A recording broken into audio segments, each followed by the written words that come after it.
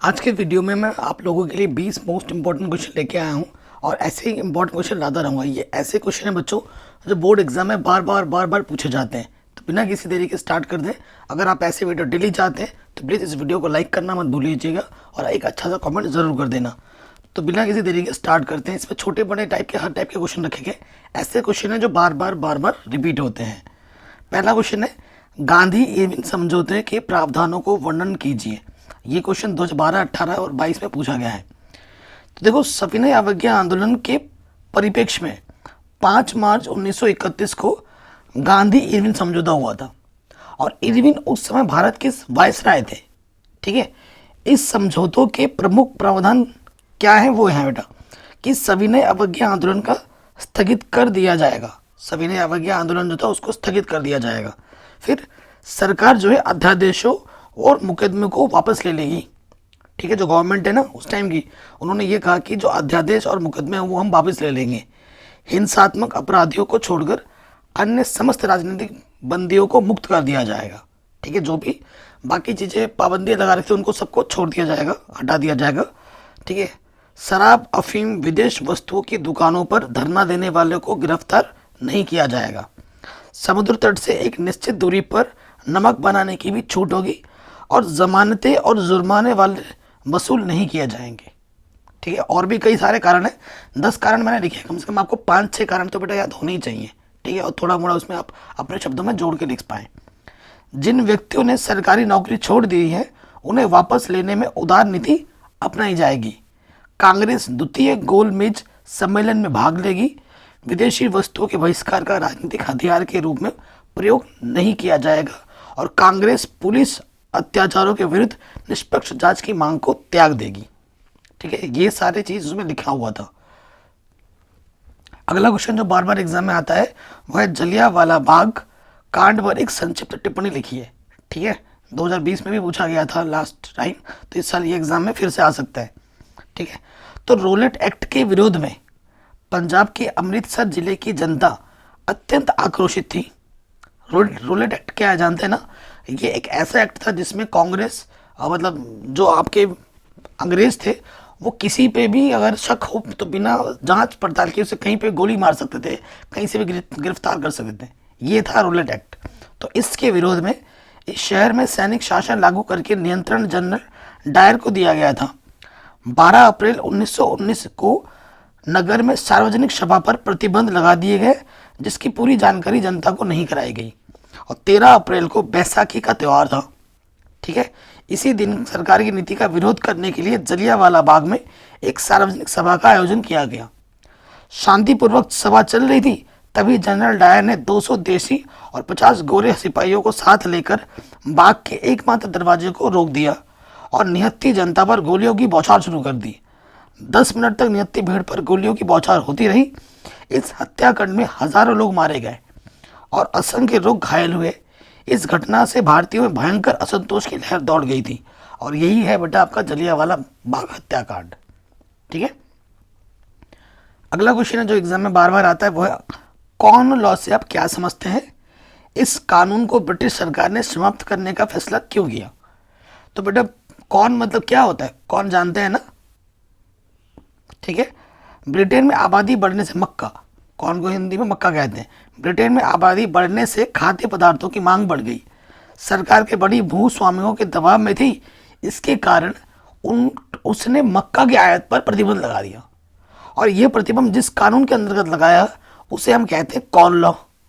ठीक है, ब्रिटिश सरकार द्वारा कॉर्न लॉ समाप्त करने के पश्चात बहुत कम मूल्य पर खाद्य पदार्थों का आयात किया जाने लगा। बहुत कम मूल्य पे आने लगे सामान और जो वहाँ के जो कॉर्न थे वो फिर जो बाहर से जो आ रहे थे ना वही सस्ता मिल रहा है, तो वहाँ का कौन खरीदेगा बताओ, जो उससे महंगे थे। ठीक है, आयातित खाद्य पदार्थों की लागत ब्रिटेन में पैदा होने वाले खाद्य पदार्थों से भी कम था। परिणाम स्वरूप ब्रिटेन के किसानों की हालत बिगड़ने लगी और वे आयातित माल की कीमत का मुकाबला नहीं कर सकते थे। विशाल भूभाग पर कृषि कार्य बंद हो गया, हजारों लोग बेरोजगार हो गए और गांवों से उजड़कर ये तो शहरों में अथवा या अन्य देशों की ओर पलायन करने लगे। ये था कॉर्न लॉ। वर्ष 1929 की आर्थिक मंदी के भारतीय अर्थव्यवस्था पर पड़े 3 प्रभावों का वर्णन कीजिए। ये क्वेश्चन हर साल लगभग पूछा जाता है। ठीक है। 1929 की आर्थिक मंदी के भारतीय अर्थव्यवस्था पर निम्नलिखित प्रभाव पड़े, ऐसे एग्जाम में लिखना है। नंबर 1, 1928 से 1934 के बीच देश के आयात निर्यात घटकर लगभग आधे रह गए। जब अंतर्राष्ट्रीय बाजार में कीमतें गिरने लगीं तो यहाँ भी कीमतें नीचे आ गईं।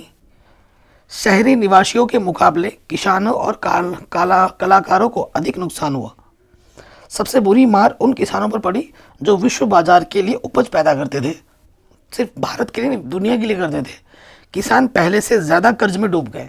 कर्ज में तो वो हमेशा डूबे ही रहते हैं किसान, लेकिन अब और कर्जे हो गए थे इन पर। अगला क्वेश्चन जो हर साल पूछा जाता है लगभग, वह है औद्योगिक विकास से शहरों पर क्या प्रभाव पड़ा। ठीक है ना, तो आप लिखेंगे औद्योगिक विकास से शहरों के वातावरण पर व्यापक प्रभाव पड़ा, जो कि निम्नलिखित है। नंबर वन क्या है, कल कारखानों, मतलब मशीनें वगैरह लगती है ना बड़े बड़े, तो उन्हें कल कारखानों की स्थापना होने से बड़े बड़े नगरों की संख्या बढ़ने लगी। ठीक है, उनकी जनसंख्या में भी अत्यधिक वृद्धि हो गई। नगरों का जीवन अस्त व्यस्त एवं अशांत हो गया और वहाँ का सामाजिक जीवन दूषित होने लगा। नगरों में अनेक श्रमिक बस्तियाँ बनने लगी और चारों ओर श्रमिकों के आंदोलन होने लगे। नगरों में रहने वाले श्रमिकों में मद्यपान, मतलब दारू पीना, जुआ खेलना, निष्कृष्ट कोटि का साहित्य पढ़ने के व्यसन उत्पन्न होने गए। साहित्य में निष्कृष्ट कोटि का मतलब जो अश्लील किताबें होती है ना, अश्लील, वो सब पढ़ने लग गए। नगरों में जल प्रदूषण और वायु प्रदूषण की समस्याएं भी उत्पन्न हो गई। तो ये सारे प्रभाव पड़े औद्योगिक विकास से शहरों पर। अगला क्वेश्चन है, 19वीं सदी के यूरोप में कुछ उद्योगपति मशीनों की बजाय हाथ से काम करने वाले श्रमिकों को प्राथमिकता क्यों देते थे। ये क्वेश्चन देखो कितने साल रिपीट हुआ है। मशीनों की जगह वो क्या बोलते, भाई हाथ से काम करने वाले लोग चाहिए हमें, क्यों था। 19वीं सदी के यूरोप में कुछ उद्योगपति मशीनों की बजाय हाथ से काम करने वाले श्रमिकों को प्राथमिकता देते। क्योंकि देखो बेटा, आज भी जो रोल्स रॉयस है ना, उसके जो पार्ट्स वगैरह है ना, वो भी आज मशीन से नहीं, इंसानों द्वारा कराया जाते हैं। और एक रोल्स रॉयस बनने में 6 महीने का टाइम लगता है, जबकि बेसिक एक नॉर्मल कार बनने में घंटों में बन जाता है। तो जो महंगी चीज़ें होती है, जो जिनमें कारीगरी ज़्यादा होती है ना, वो हाथ से ही बेटर होता है। तो यहाँ पर बोलना महंगी मशीनें महंगी, अप्रभावी, मरम्मत में कठिन और बड़ा पूंजी निवास मांगती थी। जो मशीनें होती थी वो बहुत महंगी आती थी। ठीक है, मरम्मत में और खर्चा बढ़ जाएगा, पैसे बहुत लगते थे उस पर खरीदने में, है ना। मजदूर आसानी से और सस्ती दरों पर उपलब्ध होते थे। बाजार में तरह तरह के डिज़ाइन, रंग और खास लंबाई की मांग रहती थी, जिसे मशीनों से पूरा नहीं किया जा सकता था। इसको केवल हाथ से बने कपड़े द्वारा ही पूरा किया जा सकता था। इसके लिए मजदूरों की ज़रूरत पड़ती थी। तो ये प्रमुख कारण थे। अगला क्वेश्चन है, देखो हर बार पूछा जाने वाला, देख रहे हो कितनी बार पूछा गया है।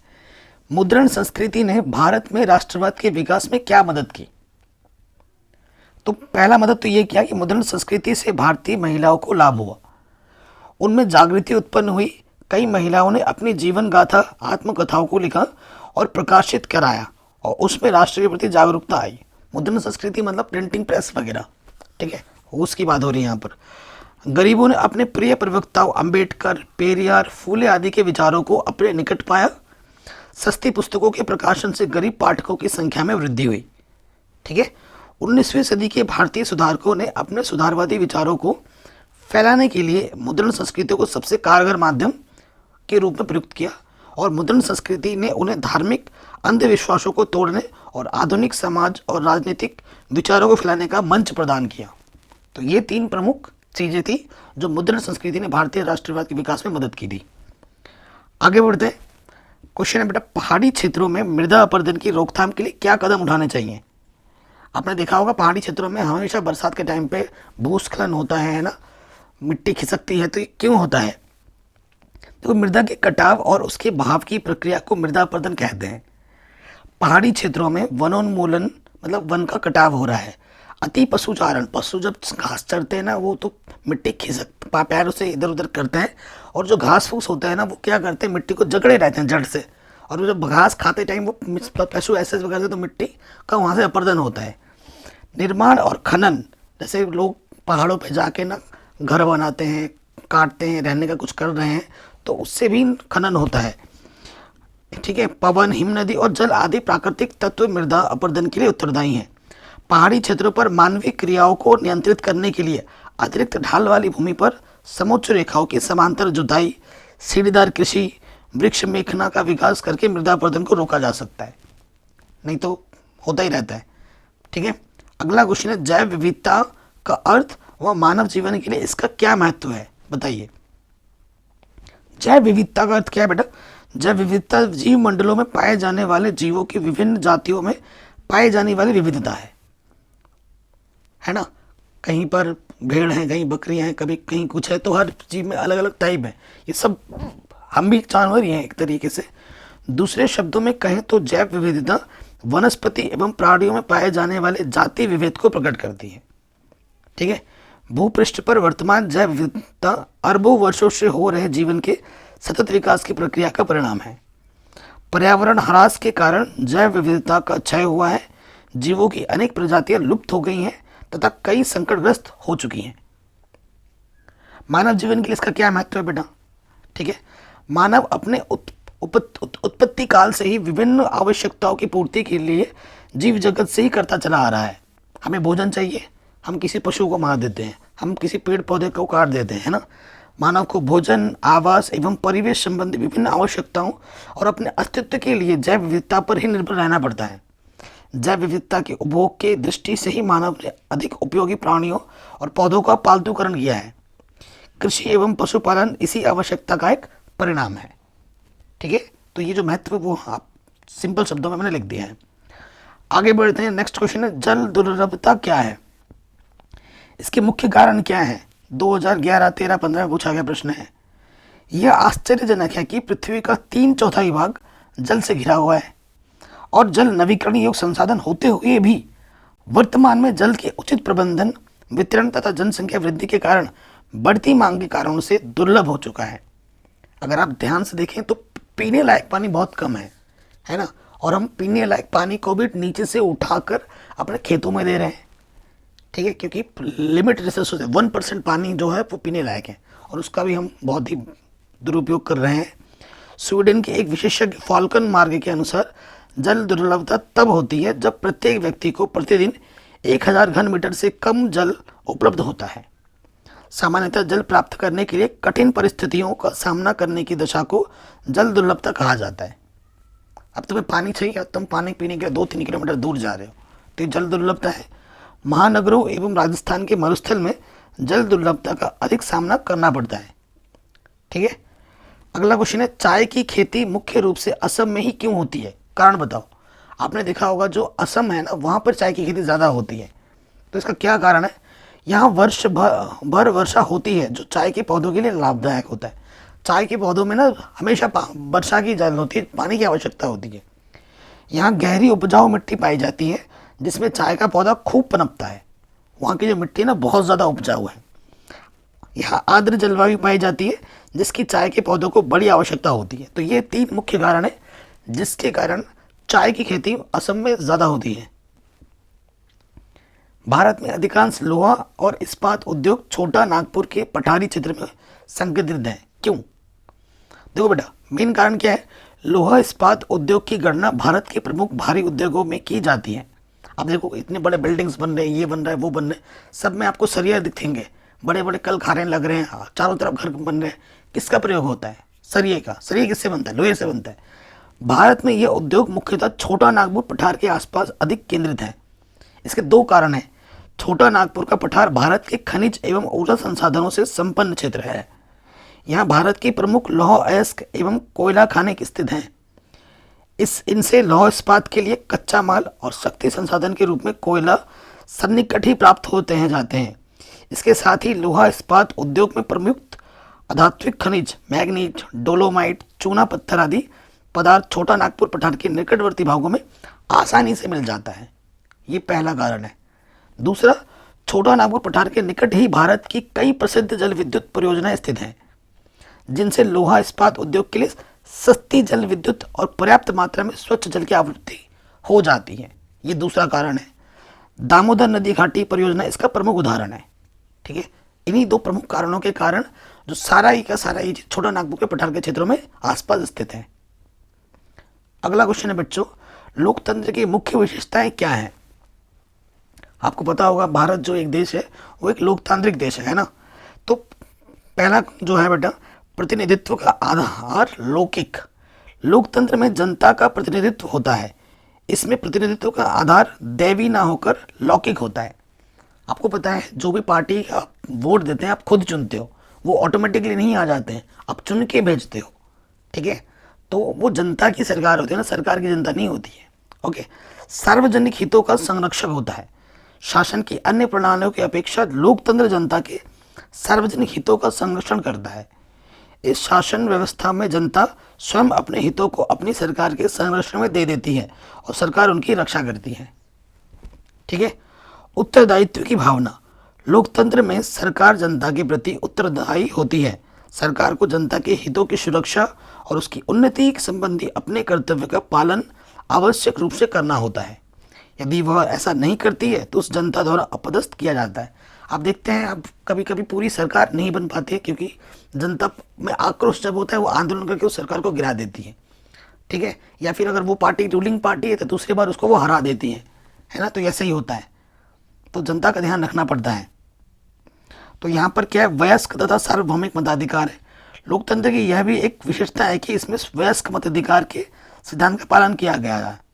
वयस्क मताधिकार का अभिप्राय यह है कि राज्य में सभी व्यक्तियों को एक निश्चित आयु प्राप्त होने पर स्वतः ही मत देने का अधिकार हो जाता है। भारत में 18 वर्ष, अगर आपकी आयु 18 वर्ष है या उससे ज़्यादा है तो आप अपना मत दे सकते हैं, अपना वोट दे सकते हैं।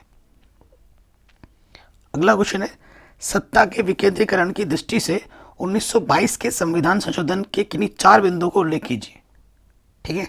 तो वो 4 बिंदु क्या है बेटा, स्थानीय स्वशासी निकायों के चुनाव नियमित रूप से कराना संवैधानिक बाध्यता है, पहला ये हुआ। दूसरा, निर्वाचित स्वशासी निकायों के सदस्य तथा पदाधिकारियों के पदों में अनुसूचित जातियों, अनुसूचित जनजातियों और पिछड़ी जातियों के लिए भी सीटें आरक्षित हैं, ठीक है। कम से कम 1/3 पद महिलाओं के लिए आरक्षित है और प्रत्येक राज्य में पंचायत नगर पालिका चुनाव कराने के लिए राज्य चुनाव आयोग नामक स्वतंत्र संस्था को अधिकृत किया गया है। तो ये 4 मुख्य पॉइंट हैं।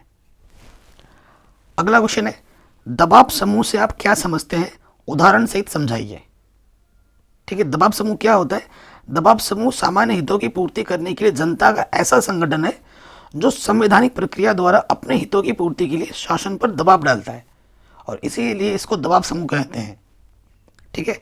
किसान संघ होता है, अभी आपने देखा होगा किसान के बीजेपी ने एक बिल पारित किया था जो किसानों को पसंद नहीं आया था, तो उन्होंने संघर्ष किया, आंदोलन किया, ठीक है ना, और सरकार पर दबाव बनाया और अंत में आकर जो गवर्नमेंट ने उस बिल को खारिज कर दिया क्योंकि जनता उससे खुश नहीं थी। तो ये चीज़ होती है, ठीक है। आप ये शख्स देख सकते हैं, यहाँ सब कुछ लिखा भी हुआ है कि कौन कैसा है। सांस्कृतिक संघ, नेहरू युवा केंद्र, ठीक है, अलग अलग जो समूह है उनके बारे में उन्होंने लिख दिया है, आप नोट कर सकते हैं।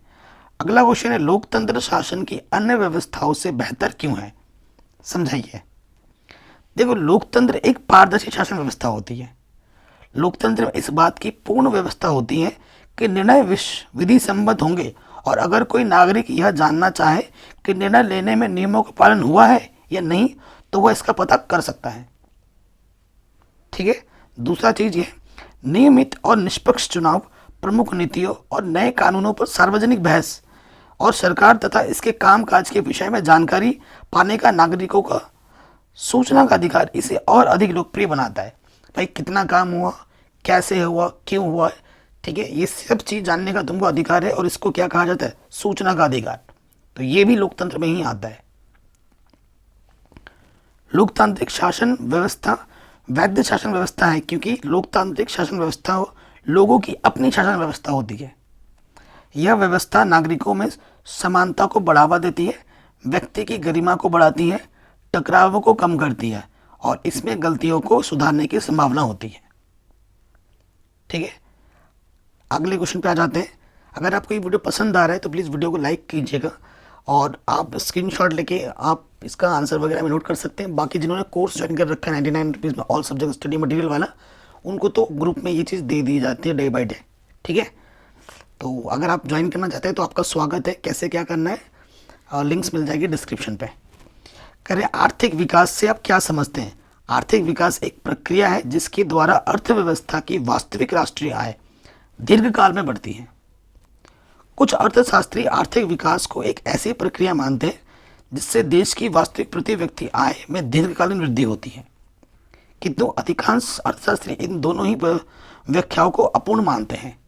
उनके अनुसार आर्थिक विकास एक ऐसी प्रक्रिया है जिसके द्वारा देश में वस्तुओं और सेवाओं के उत्पादन में वृद्धि होती है और साथ ही जनसाधारण में भौतिक कल्याण में वृद्धि होती है। ये भी सही बात है। अगला क्वेश्चन है, ऋण के औपचारिक और अनौपचारिक स्रोत में क्या अंतर है? हमें भारत में ऋण के औपचारिक स्रोतों को बढ़ाने की आवश्यकता क्यों है? औपचारिक अनौपचारिक स्रोत क्या है? देखो, कभी कभी क्या होता है, ब्याज तुम बैंक से लेते हो, कभी कभी ब्याज तुम अपने आसपास के जो समूह बन चुके हैं वहाँ से भी लेते हो, कभी किसी किसी आदमी से भी ले लेते हो ना। तो ये अलग अलग स्रोत हैं। तो अब मैं बता रहा हूँ औपचारिक अनौपचारिक क्या होता है। औपचारिक ऋण क्या होता है? औपचारिक ऋण के अंतर्गत बैंक और सहकारी समितियों से लिए गए ऋण आते हैं। ऋण मतलब कर्ज। औपचारिक ऋणों के स्रोतों पर भारतीय रिजर्व बैंक नजर रखता है। अनौपचारिक क्षेत्र में साहूकार, ठीक है, व्यापारी, मालिक, रिश्तेदार, मित्र, किस भाई मेरे को 50 रुपये चाहिए दे दे, तो वो आपके दोस्त ने दे दिया, तो ये अनौपचारिक ऋण है। ठीक है, इन ऋणदाताओं की गतिविधियों की देखरेख करने वाली कोई संस्था नहीं है। वे मनमानी ब्याज दरों पर ऋण दे सकते हैं या अपना ऋण वसूलने के लिए प्रत्येक अनुचित साधन अपना सकते हैं। इन पर कोई प्रतिबंध नहीं होता है। इन कारणों को देखते हुए भारत में ऋण के औपचारिक स्रोतों को बढ़ाने की आवश्यकता है। इसके कारण इसके माध्यम से लोगों की आय बढ़ सकती है और अनेक लोग अपनी आवश्यकताओं के लिए सस्ता कर्ज ले सकते हैं। सस्ता और सामर्थ्य के अनुसार कर्जा देश के विकास के लिए आवश्यक है। कभी कभी क्या होता है, आपके पास बहुत सारे आइडिया हैं, आपके पास बहुत सारे चीज़ें आप कर सकते हैं, बस आपके पास फंड की कमी है, पैसे नहीं है, तो आप उनके कारण आप नहीं कर पाते। आपको अगर किसी से पैसे भी मांगते हो तो बहुत ब्याज मांगता है वो। तो आप अपना फंड लेके अपना दिमाग में जो चल रहा है ना उसको लेके किसी स्टार्टअप, देखा होगा बेंगलोर में बहुत चलता है, या फिर किसी सरकारी संस्था में जाके अपने आइडिया को पेश कीजिए और वो उनसे ऋण लीजिए, तो आप अच्छा कर सकते हैं। व्यापार अवरोधक क्या है? सरकार इनका प्रयोग क्यों कर दी है? किसी भी आयत पर कर लगाना व्यापार अवरोधक का एक उत्तम उदाहरण है। कुछ आ रहा है तो उस पर कर लगा दिया, ठीक है। इसे अवरोधक इसलिए कहा जा गया है क्योंकि यह कुछ प्रतिबंध लगाता है। सरकारें व्यापार अवरोधक का प्रयोग विदेश व्यापार में वृद्धि या कटौती करने की और देश में किस प्रकार की वस्तुएं कितनी मात्रा में आयात होनी चाहिए यह निर्णय करने के लिए कर सकती हैं, ठीक है। अगला क्वेश्चन है, निम्नलिखित पर टिप्पणी लिखिए। कोपरा क्या है और ISO क्या है? ठीक है, कोपरा का फुल फॉर्म भी कभी कभी पूछा जाता है। सन 1986 में भारत सरकार द्वारा एक बड़ा कदम उठाया गया है। यह उपभोक्ता सुरक्षा अधिनियम 1986 कानून का बनना था जो कोपरा के नाम से प्रसिद्ध है। कोपरा अधिनियम ने केंद्र और राज्य सरकारों के उपभोक्ता मामले अलग अलग विभागों को स्थानांतरित करने में मुख्य भूमिका का निर्वाह किया। तो ये होता है कोपरा। और ISO, ठीक है, लोगो भी मैंने लगा रखा है। ISO को होता है इंटरनेशनल ऑर्गेनाइजेशन फॉर स्टैंडर्डाइजेशन, ठीक है। इसका पूरा नाम इंटरनेशनल ऑर्गेनाइजेशन फॉर स्टैंडर्डाइजेशन है। ये एक अंतर्राष्ट्रीय संरचना है और विभिन्न देशों में अपने प्रतिनिधियों के माध्यम से कार्य करती है। इसका जो गठन हुआ था वो 23 फरवरी 1947 को हुआ था और यह औद्योगिक और वाणिज्यिक संस्थाओं उनके मानक तय प्रमाण पत्र उपलब्ध कराती हैं। तो आज की इस वीडियो में बच्चों मैंने आपको 20 इंपॉर्टेंट क्वेश्चन बताए विद आंसर्स, ठीक है। ऐसे ही अगर आप चाहते हैं कि सर आप प्लीज़ ऐसे ऐसे क्वेश्चन डेली लेके आइए तो मैं आपके लिए लेके आऊँगा, ठीक है। तो वीडियो कैसे लगी मुझे कमेंट करके ज़रूर बताइएगा। और अगर आपको मेरे जो लॉन्च किया है मैंने, मेरे जो स्टडी मटेरियल का कोर्स है 99 रुपीज़, उसको ज्वाइन करना है तो आपको मेरे फ़ोन पे 8265971820 पर 99 रुपीज़ भेजने हैं और इसका स्क्रीनशॉट मुझे इसी नंबर पर व्हाट्सअप कर देना है, तो आपको ग्रुप में जोड़ दिया जाएगा और आपको या फिर आपको स्टडी मटेरियल सारे भेज दिए जाएंगे। वीडियो कैसी लगी कमेंट करके हमें ज़रूर बताएं। जय हिंद, मिलते हैं नेक्स्ट वीडियो में।